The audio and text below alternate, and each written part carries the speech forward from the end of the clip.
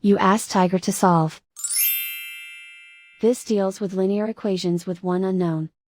The final result is x equals -3. Let's solve it step by step. Swap sides.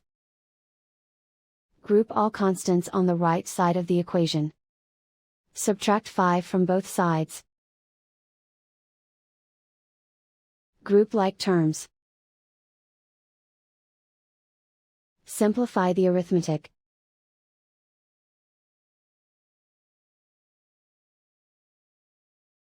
Isolate the x. Divide both sides by -3.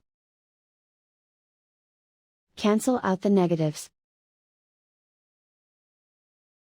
Simplify the fraction. Move the negative sign from the denominator to the numerator. Find the greatest common factor of the numerator and denominator. Factor out and cancel the greatest common factor. And so the final result is x equals -3.